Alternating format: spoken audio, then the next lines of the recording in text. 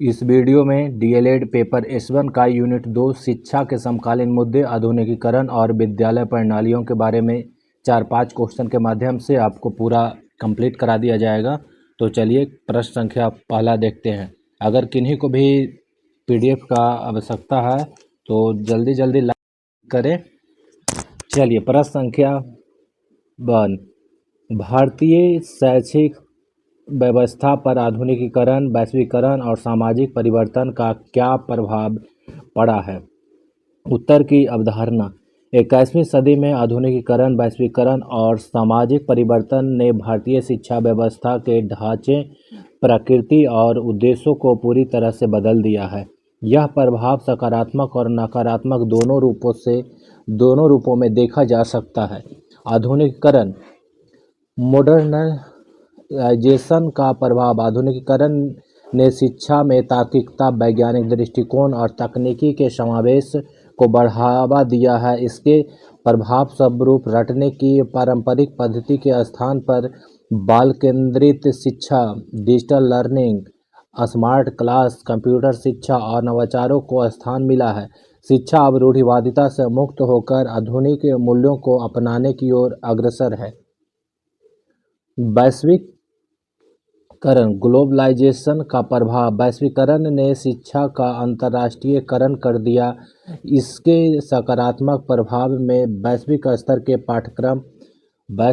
के पाठ्यक्रम, अंग्रेजी भाषा की स्वीकार्यता में वृद्धि, कौशल आधारित शिक्षा और तकनीकी प्रगति जैसे ऑनलाइन कोर्सेज, ज्ञान का साझाकरण शामिल है। परंतु इसका एक नकारात्मक पक्ष शिक्षा का निजीकरण और व्यावसायीकरण, बाजारीकरण भी शामिल है, जिसमें शिक्षा एक बिकाऊ वस्तु बनती जा रही है और अमीर गरीब के बीच की शैक्षिक खाई चौड़ी हो रही है। सामाजिक परिवर्तन, सोशल चेंजेज का प्रभाव। समाज में होने वाले बदलावों जैसे संयुक्त परिवारों का टूटना, महिला साक्षरता में वृद्धि, जातिगत बंधनों का ढीला होना ने शिक्षा की मांग और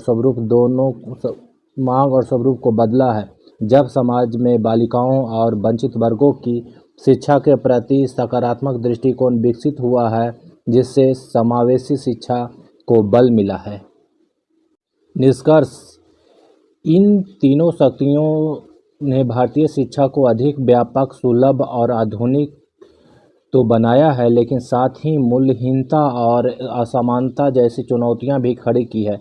अतः आवश्यकता इस बात की है कि हम आधुनिक और वैश्विक तकनीकों को तो अपनाएं, परंतु अपने भारतीय सांस्कृतिक मूल्यों और सामाजिक समता के सिद्धांतों को न छोड़ें। प्रश्न संख्या 2, गुणवत्तापूर्ण शिक्षा क्या है। गुणवत्तापूर्ण शिक्षा की संकल्पना स्पष्ट करें। उत्तर की अवधारणा। सतत विकास लक्ष्य 4 SDG 4 के अनुसार गुणवत्तापूर्ण शिक्षा, क्वालिटी एजुकेशन का तात्पर्य केवल साक्षरता या अंकों से नहीं है, बल्कि ऐसी शिक्षा से है जो विद्यार्थी के सर्वांगीण विकास को सुनिश्चित करे और उसे एक जिम्मेदार, संवेदनशील तथा कुशल नागरिक बनाए। गुणवत्तापूर्ण शिक्षा की मुख्य संकल्पना को निम्नलिखित बिंदुओं के माध्यम से समझा जा सकता है।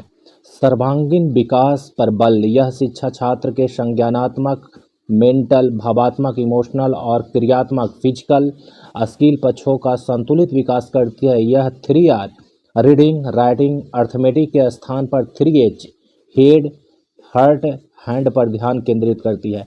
बाल केंद्रित एवं प्रासंगिक पाठ्यक्रम। गुणवत्तापूर्ण शिक्षा की पाठ्यचर्या बच्चों की वास्तविक जीवन, उनके परिवेश और उनकी आवश्यकताओं से जुड़ी होनी चाहिए। शिक्षण विधियों रटने के बजाय करके सीखने, लर्निंग बाय डूइंग पर आधारित होनी चाहिए। सक्षम और संवेदनशील शिक्षक इस शिक्षा की धुरी है।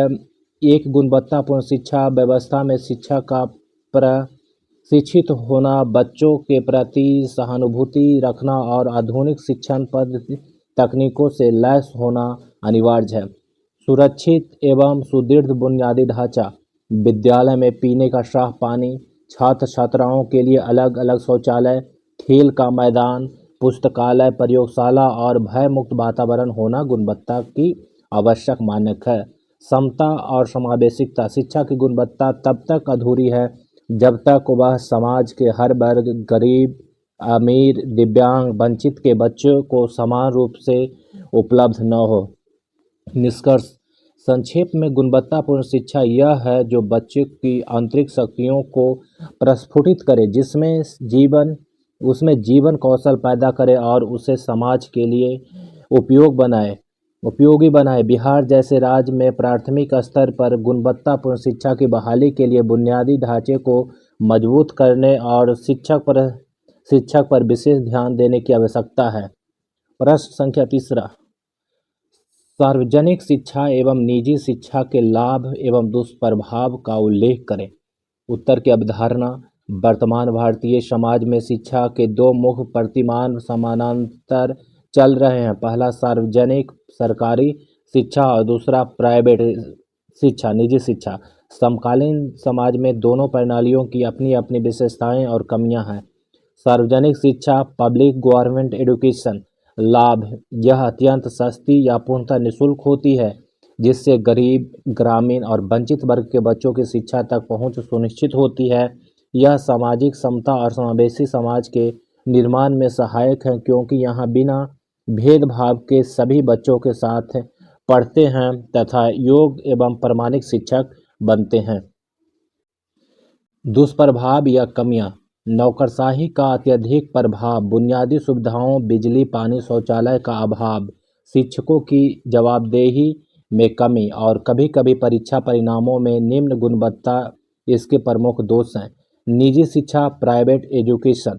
लाभ: बेहतर बुनियादी ढांचा, आधुनिक तकनीक, स्मार्ट क्लास, कंप्यूटर, अंग्रेजी माध्यम पर विशेष जोर, छात्र शिक्षक अनुपात का बेहतर होना तथा शिक्षकों एवं प्रबंधन की उच्च जवाबदेही इसके मुख्य लाभ है।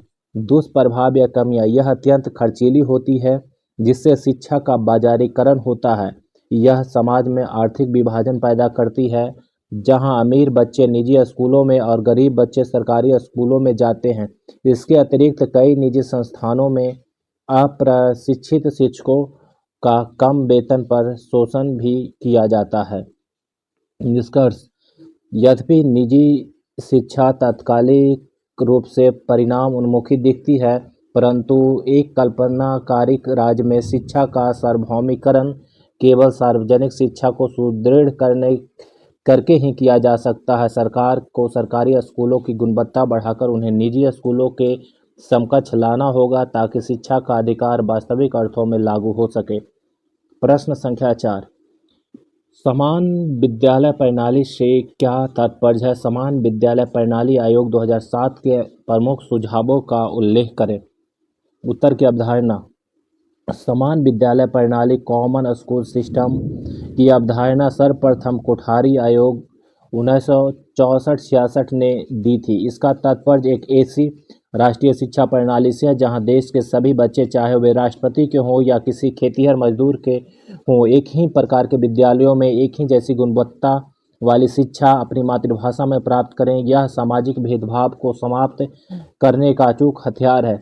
समान विद्यालय प्रणाली आयोग बिहार 2007। बिहार सरकार ने राज्य में शिक्षा व्यवस्था को सुधारने के लिए मुचकुंद दुबे की अध्यक्षता में समान विद्यालय प्रणाली आयोग का गठन किया है, जिससे 2007 में अपनी रिपोर्ट सौंपी है। इसके प्रमुख सुझाव निम्नलिखित थे: पड़ोस के विद्यालय की संकल्पना, नेबरहुड स्कूल, प्रत्येक बच्चे को उसके घर के निश्चित दायरे जैसे 1 से 3 किलोमीटर के भीतर ही उत्कृष्ट गुणवत्ता वाले सरकारी स्कूल एवं शिक्षा मिलनी चाहिए, जिससे परिवहन का खर्च और असुरक्षा खत्म हो।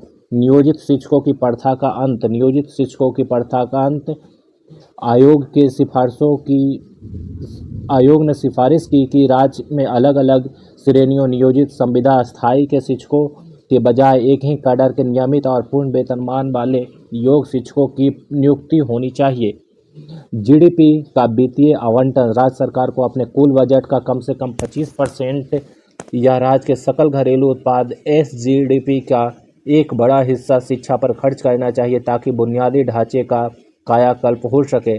मातृभाषा में शिक्षा। प्राथमिक स्तर पर शिक्षा का माध्यम अनिवार्य रूप से बच्चों की मातृभाषा होनी चाहिए, ताकि अधिगम स्वाभाविक और सुगम हो सके। बुनियादी सुविधाओं का मानक। सभी सरकारी स्कूलों में पक्के भवन, पुस्तकालय, प्रयोगशाला, खेल के मैदान और छात्र छात्राओं के लिए पृथक शौचालय की अनिवार्य उपलब्धता सुनिश्चित की जाए। निष्कर्ष: यदि समान विद्यालय प्रणाली को पूरी तरह से लागू किया जाए तो शिक्षा के क्षेत्र में चल रही व्यवसायीकरण, लूट और सामाजिक विभाजन को हमेशा के लिए समाप्त किया जा सकता है। बिहार के शैक्षिक परिदृश्य को बदलने में यह रिपोर्ट आज भी एक मार्गदर्शक दस्तावेज है। प्रश्न संख्या 5, वंचित वर्ग से आप क्या समझते हैं? इस वर्ग के अंतर्गत कौन से लोगों को रखा गया है? उत्तर की अवधारणा: समाजशास्त्रियों परिक्षेप में वंचित वर्ग, डिप्राइव्ड या अनप्रिविलेज्ड क्लास से तात्पर्य समाज के उच्च जनसमूह से है जो ऐतिहासिक, सामाजिक, आर्थिक या भौगोलिक कारणों से विकास की मुख्य धारा से कट गया है और जीवन की न्यूनतम गरिमापूर्ण आवश्यकताओं तथा अवसरों जैसे शिक्षा, स्वास्थ्य, सम्मान से महरूफ है। वंचित वर्ग के अंतर्गत मुख्य रूप से निम्नलिखित समूहों को शामिल किया जाता है। सामाजिक रूप से वंचित, सोशल डिप्राइव्ड, इसके अंतर्गत अनुसूचित जाति एससी और अनुसूचित जनजाति एसटी तथा पिछड़ा वर्ग ओबीसी के अत्यंत पिछड़े लोग आते हैं जिन्होंने सदियों तक जातिगत भेदभाव, छुआछूत और सामाजिक अलगाव का सामना किया है। आर्थिक रूप से वंचित, इकोनॉमिकल डिप्राइव्ड, गरीबी रेखा के नीचे ईपीएल जीवन यापन करने वाले लोग, भूमिहीन, खेतिहर मजदूर, झुग्गी झोपड़ियों में रहने वाले दैनिक वेतनभोगी और बेघर लोग इस श्रेणी में आते हैं। आर्थिक तंगी के कारण इसके बच्चे स्कूल नहीं जाते हैं। लैंगिक दृष्टि से वंचित, जेंडर डिप्राइव्ड, भारतीय समाज में महिलाओं, बालिकाओं और थर्ड जेंडर किन्नर इस वर्ग में शामिल हैं जिन्हें सत्तात्मक सोच के कारण शिक्षा और निर्णय लेने के अधिकारों से दूर रखा गया है। भौगोलिक रूप से वंचित, जियोग्राफिकली डिप्राइव्ड, सुदूर पहाड़ी, जंगली, मरुस्थलीय या बाढ़ प्रभावित क्षेत्रों जैसे बिहार के कोसी क्षेत्र के कुछ सुदूर इलाकों में रहने वाले लोग जहां विद्यालयों और आधुनिक सुविधाओं की पहुंच अत्यंत कठिन है। विशेष आवश्यकता वाले बच्चे, शारीरिक या मानसिक रूप से दिव्यांग बच्चे जो समान व्यवस्था में खुद को उपेक्षित महसूस करते हैं।